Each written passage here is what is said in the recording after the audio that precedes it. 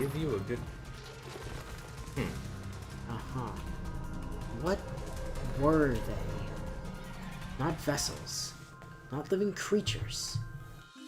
Not beings powered by magic circuits.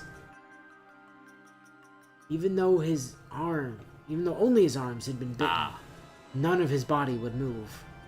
He's just been paralyzed, huh? It was nothing like being bound or weakened. It was like somebody had grabbed your soul and started to pull it out of your body, and your only recompense was to slice half of your soul off with a sword. This felt more like he'd become words written in a book, fated to keep to their page. As the grinning figure's deformities indicated, he had overcome numerous curiosities and monstrosities, illusions, enthrallment, compulsions, freezings, putrefactions, and even petrifications. A power granted to only the pinnacle of mystic eyes. Haha, yep. From poisons to magecraft, he had weathered a great deal. But this was something different altogether. Ooh. Oh. The penalty that bound him now was based on different principles from blood, flesh, oxygen, or heat. I'm getting nursery rhyme vibes now, yeah. It was an unknown restraint that followed no rules he knew. Tsukuyomi. Indeed, though, it was terrifying to admit. It was as if he'd encountered something alien to everything in this world.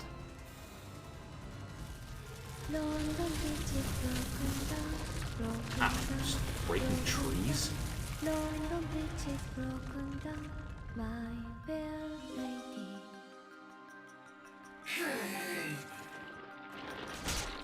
Fangs sank into his left and right shoulders. For the first time in this form, he felt rage seethe up inside him. The basis of all things had to be absolute. All mystics, all things bizarre obeyed some set of laws. But these pigs ignored this, along with his dignity.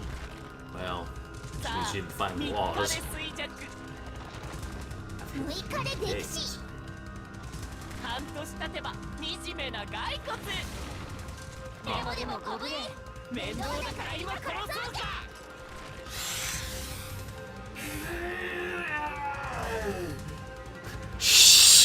Yeah. We're at a library. A howl. Though he had no voice, he let out an exasperated scream. Well, or like a really loud hiss, maybe? An exasperated like, I'm so done with this shit! Yeah. Oh.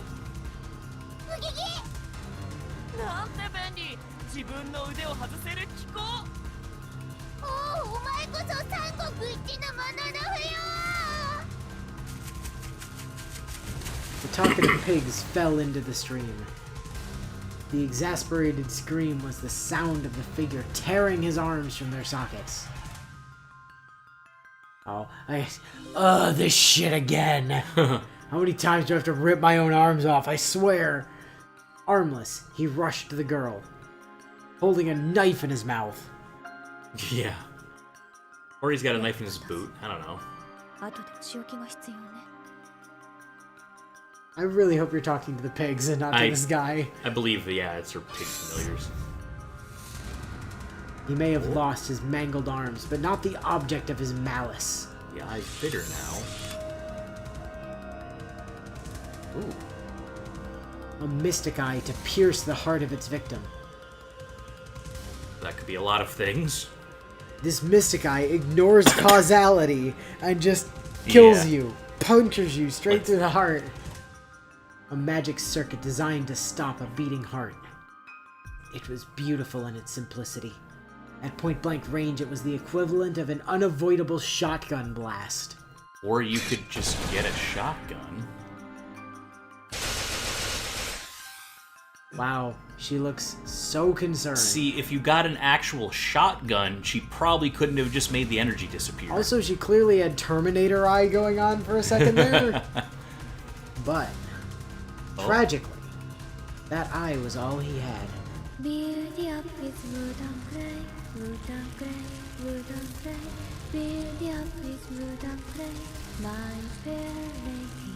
That's a thing behind her, alright. He failed to realize that her song had changed.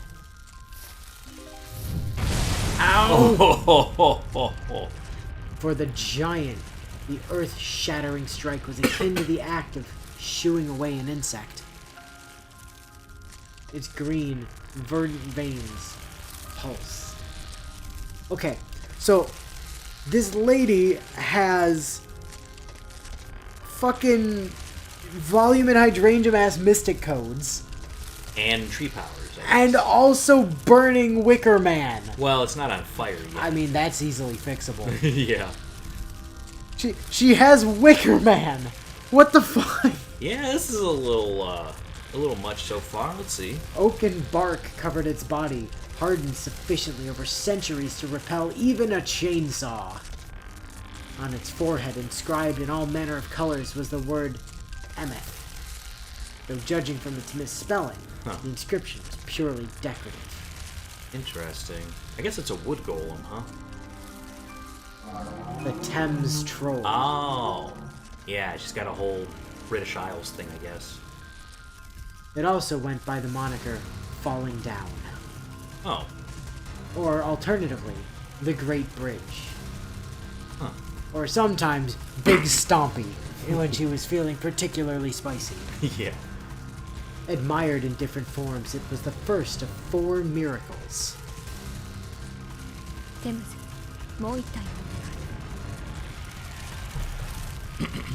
The giant responded to the girl's words. With roots rent deep into the earth, it raised its left arm to the heavens without moving a step.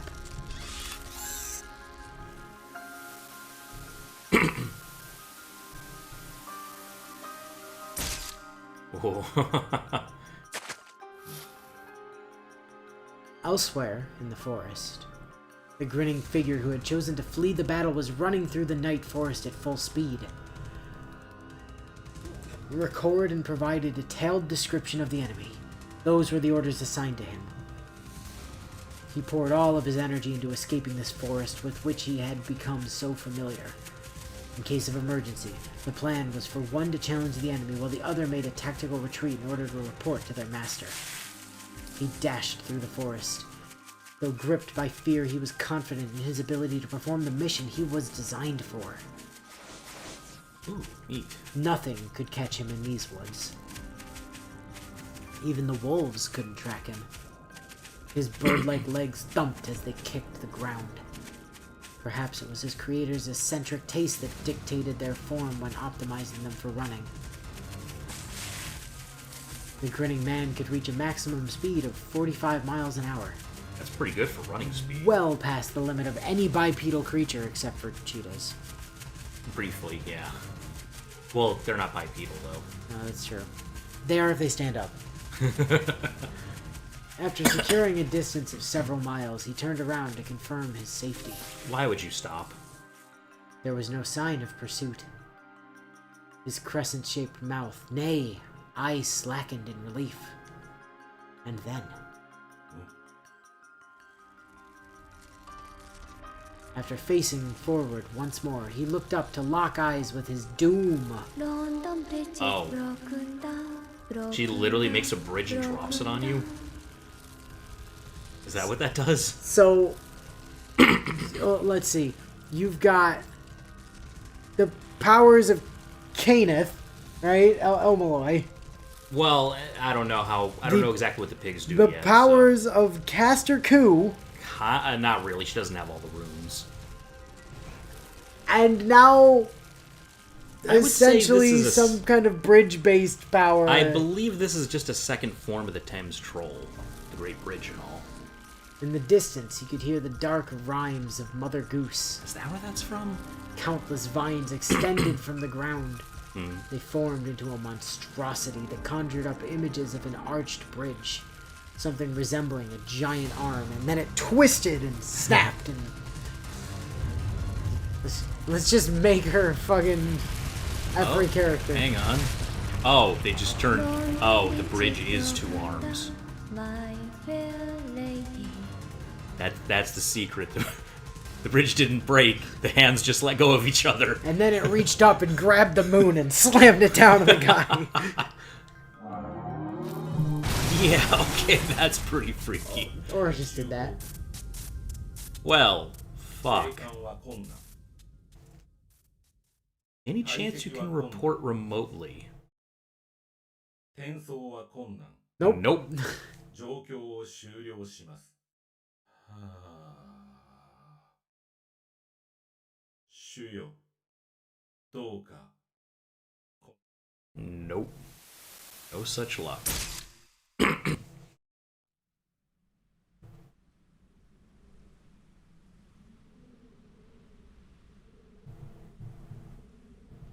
Yeah, I don't think Rin can do that.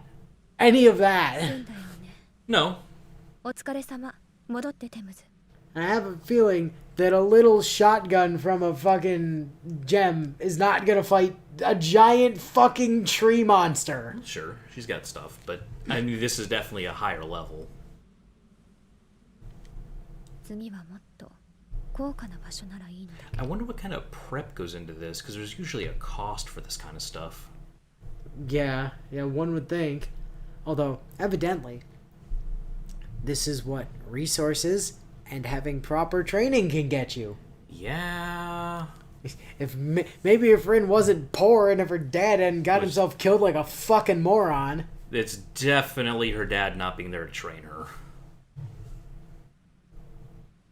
The girl turned on her heel.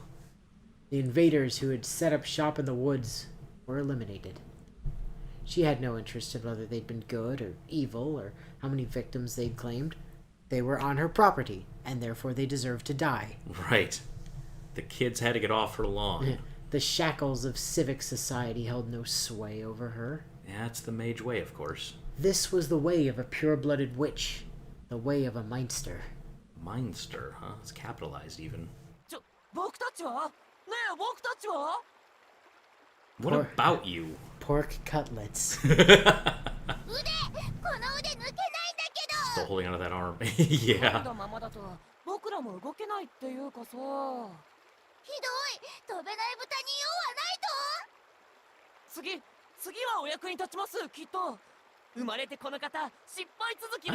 You guys did a good job, like, breaking him.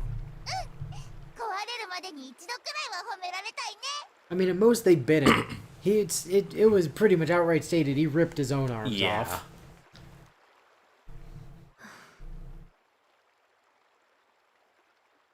The girl lets out a sigh and stepped into the stream. She removed her gloves and dipped her slender fingers into the ice. I still cannot stop seeing her as just palette swapped Ilya. Like, that outfit is so Ilya, but just palette swapped to black.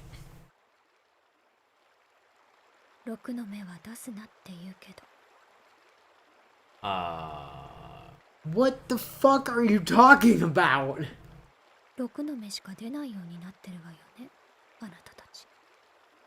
So she's just saying you can't help but screw up? There was no response to her melancholy tone. In place of the once boisterous pigs were two black dice, now sitting in the palm of her hand. As the girl was about to say something to the scattered remains around her, she realized something that made her put her hand to her mouth. The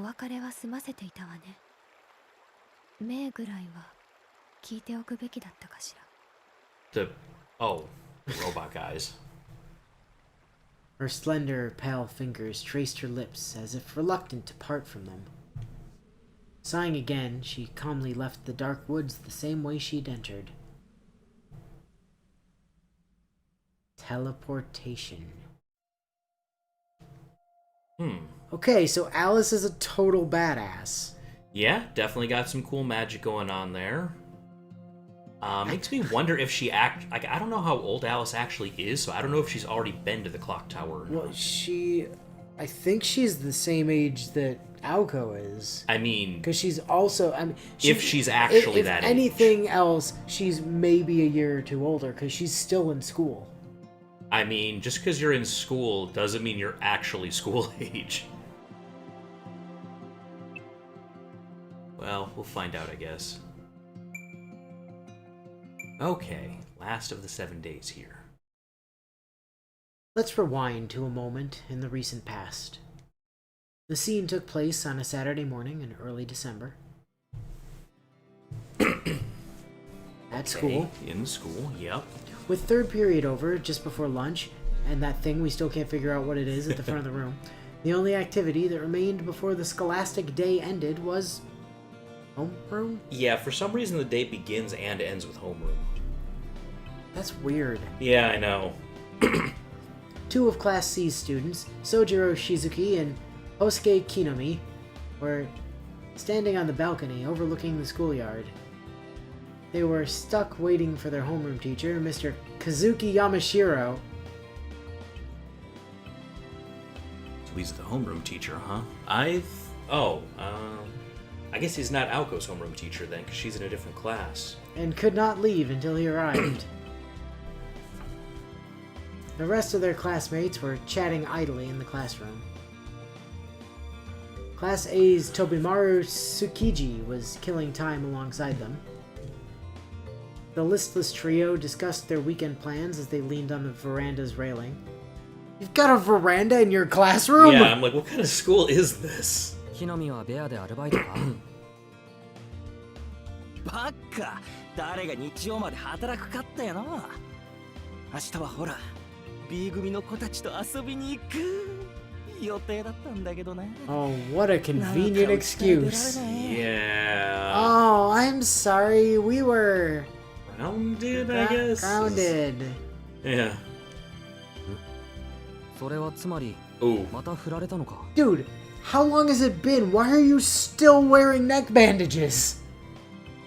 Well, I think it's only, still his first week, but I am curious what's underneath that. 直撃言いづらいことをまっすぐ言うよねしずきくんってば Oh, yeah. This man does certainly have a six head, but like... Yeah, that is some hairline, my guy, but it looks better without the hat の on. バカ面見てればひよこだって振られるって言葉を覚えるだろうよ自滅するのは勝手だけどな Sono くれぐれもその字に変な遊びを教 That え is る a なよ nickname? Possibly. Also, the hell is this fucking shonen anime antagonist ass looking friend Yeah, of with the ours? slick back hair like Slick that. back. Were you trying to be Aizen? Like, what the fuck? He doesn't have the curl, but yeah. はあそりゃ殿下の方じゃねえの気ぃつけろよしずき築地はマジで腹黒いからよ Well, I I mean, he mean- looks like a shonen anime villain, Yeah. こいつの頭の中はほらあれゴミ捨て場の張り紙あんな感じだからくっきり使えるもんと使えないもん分けてんだよああそれは知ってる Wow. So, yeah, I realize he's a terrible person. You know, on my very first day here, I told the girl she looked mad. And then she got even more mad. Yeah. ところで唐突に思ったんだが飛び丸の中じゃ木の実はどういう扱いなんだ What do you think about Kinomi? そうだな粗大ゴミ回収は金でももらわねえと割り合わなくなるんじゃねえか国が無料で回収するのはそろそろおしまいってとこ Because they're turning in too much to make money? Why is that his fault? はあ Yeah. 何言ってんのお前使い古しのタンスとか高く売れるじゃん Nice face. 俺みたいな開封即使用みたいな男がこれからのトレンドなわけでしょほらコンビニで売ってる使い捨てカメラとか大人気だしようやく流行が俺の消費文明に追いついたと Okay, so for all the kids in the audience who've never heard of a disposable camera. Yeah. So, first of all, cameras were these things we had before phones that took pictures. Like they were like the camera in your phone, but like a dedicated device. It was just its own box. And disposable ones, you could go to like the drugstore, like a Like a Walgreens or like a something. Walgreens or like a 7-Eleven or something, or like Phase and Eckerd, which used to exist. Yes. And you could go in there, and they had these little cameras. They were like, I don't know, about 40% the size of your phone. Yeah, pretty small. Like a cardboard outer container had some stuff inside of it, and it was basically literally just a shutter to take the picture and a thing to scroll the film forward. And you had like 20 shots. It would take like 20 pictures, and that was it. When you were done, you took it back to the drugstore, Popped and out you the film handed roll. it to you handed the entire camera to the people, and you're like, I need this developed. And they would take the camera and like ship it off somewhere else, have the film taken out and developed, and ship you and then send the pictures back to the store, and then you'd go to the store to go pick up the pictures. Right. Like 4 or 5 days later. And you never got that camera back. It was a one-time, you used the camera once, and then it was gone. Yeah. We also called them box cameras. Yep, there were definitely those. Because that's the disposable one, because otherwise you could get these like really cheap ones that were like plastic, but you could hang on to them and Right. just... The way those worked is you pop open the back, and you had this roll of film, like... It'd be in a container. It was So. in a little container, right? Little cylinder. Which also used to be really useful for holding stuff, and now you don't get film canisters anymore because nobody uses film, which is Right. really unfortunate because they were great.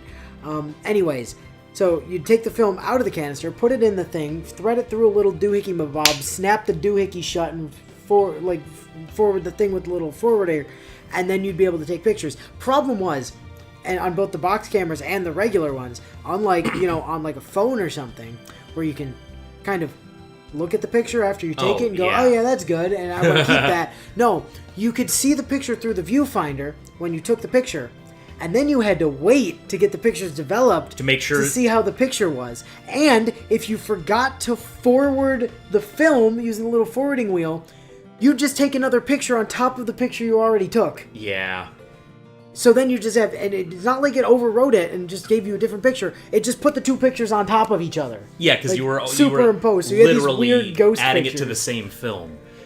And there was actually a rapid development. I don't know if the disposable ones ever had that. Yeah, but it was like more expensive. It was, yeah. And then there was Polaroids. Oh yeah. So those were the ones you've probably seen something like it. Yeah, in that's like a what phone it or something caught on, before, is where, retro thing. where like it's got the little slot in the front. You take the picture and it like zzz, spits And out the the little actual thing, printout and then of the you photo like pops pull out it off and you instantly. like wave it in the air a whole bunch to like Yeah. clear the thing, and then you get the that's like an old Polaroid camera, So this guy's talking about an actual film camera, not a Polaroid, it looks but like. like a disposable one. Yeah. So like one of the box Consumption culture. So Yeah. he doesn't care that he throws it away when he's done. cameras.